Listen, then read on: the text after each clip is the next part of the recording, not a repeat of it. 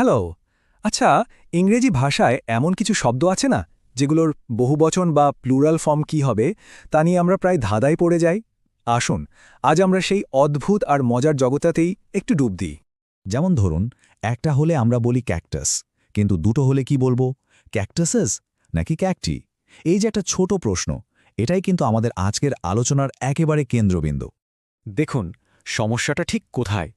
একদিকে ক্যাটের বহুবচন বানানোটা একদম সোজা, ক্যাটস, শুধু একটা এস যোগ করে দিলেই কাজ শেষ।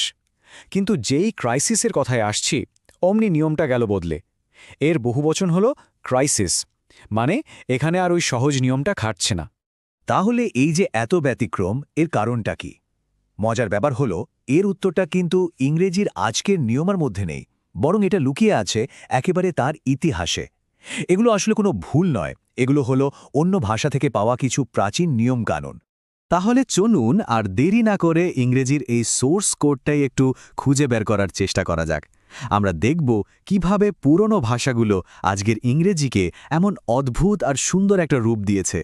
আর সবচেয়ে মজার ব্যাপার কি জানেন, এই সূত্রগুলো কিন্তু নতুন কিছু নয়। পৃথিবীর নানা প্রান্তে যারা ভাষা শিখছে তাদের গ্রামার নোটবুকেই এর সব প্রমাণ পাওয়া যায়। আর ঠিক এমনই একটা নোটবুককে ভিত্তি করে আমরা আমাদের আলোচনা এগিয়ে নিয়ে যাব।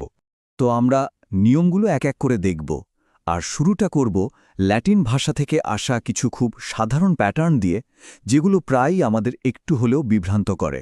প্রথম নিয়মটা খুবই সোজা। খেয়াল করে দেখবেন, ল্যাটিন থেকে আসা যে শব্দগুলো ইউএম দিয়ে শেষ হয় তাদের বহুবচন করার সময় ওই ইউএমটাকে সরিয়ে শুধু একটা এ বসিয়ে দেওয়া হয়। উদাহরণগুলো দেখলেই ব্যাপারটা একদম জলের মতো পরিষ্কার হয়ে যাবে।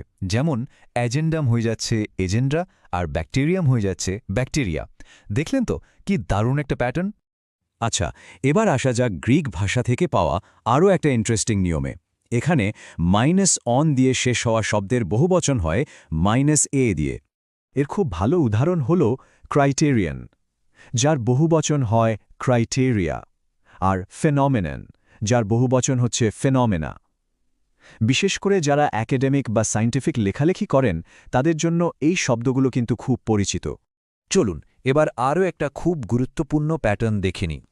যেসব শব্দের শেষে ইস থাকে সেগুলোর বহুবচন করার সময় ওই ইস পাল্টে গিয়ে ইএস হয়ে যায়। যেমন অ্যানালিসিস বদলে হয়ে যায় অ্যানালিসিস, আর বেসিস হয়ে যায় বেসিস। এখানে উচ্চারণে খুব সামান্য একটা পরিবর্তন আসে, কিন্তু বানানের পার্থক্যটা বেশ পরিষ্কার। ভাবছেন শেষ? একদমই না। গ্রিক আর ল্যাটিন থেকে আসা আরও কিছু মজার নিয়ম আছে। চলুন ওগুলোও এক ঝলকে দেখে নেওয়া যাক। এখানে আরও কয়েকটা প্যাটার্ন দেখুন। ইউএস বদলে হয়ে যাচ্ছে আই, তাই ফোকাস হয়ে যায় ফোসায়। আবার এ বদলে হয় এ ই, যেমন ফর্মুলা থেকে ফর্মিউলে। আর শেষটা দেখুন, আইএক্স বা ইএক্স বদলে যাচ্ছে আইসেসে, তাই ইন্ডেক্স হয়ে যায় ইন্ডিসিস। এই ব্যাপারটা নিয়ে জেমস নিকোলের একটা খুব বিখ্যাত আর মজার কথা আছে। উনি বলেন, ইংরেজি নাকি অন্য ভাষা থেকে শুধু শব্দ ধার করে না, বরং তাদের অন্ধকার গলিতে ধরে পকেট থেকে ব্যাকরণ ছিনিয়ে নেয়। কথাটা বেশ মজার হলেও ইংরেজির চরিত্রটাকে দারুণভাবে তুলে ধরে, তাই না? এখন প্রশ্ন আসতেই পারে, এই যে এত সব পুরনো নিয়ম, এগুলো এখন জেনে আমাদের লাভটা কি? আসলে এটা কিন্তু শুধু একটা ব্যাকরণের ক্লাস না, এর গুরুত্বটা আরও অনেক গভীর।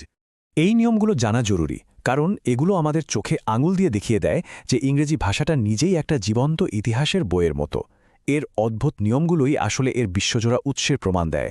আর সবচেয়ে বড় কথা কি জানেন, যখন আমরা কোনো নিয়মের পেছনের কেন বা কারণটা জানতে পারি, তখন কিন্তু সেটা মনে রাখাও অনেক সহজ হয়ে যায়। তাহলে আসল কথাটা হলো, আমরা যেগুলোকে ব্যতিক্রম বা ইররেগুলার প্লুরাল বলে পাশ কাটিয়ে যাই, সেগুলো আসলে কোনো ব্যতিক্রমই নয়, বরং প্রত্যেকটা শব্দের পেছনে লুকিয়ে আছে তার নিজস্ব একটা ইতিহাস, একটা উৎস আর একটা গল্প। যাওয়ার আগে একটা প্রশ্ন রেখে যাই।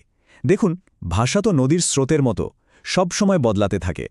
যেমন আজকাল অনেকেই কিন্তু ফোকাসেস বা ফর্মুলাজও ব্যবহার করেন। তো ভাবুন তো, এই যে প্রাচীন নিয়মগুলো আমরা দেখলাম, এগুলোর মধ্যে কোনটা হয়তো ভবিষ্যতে আর টিকে থাকবে না।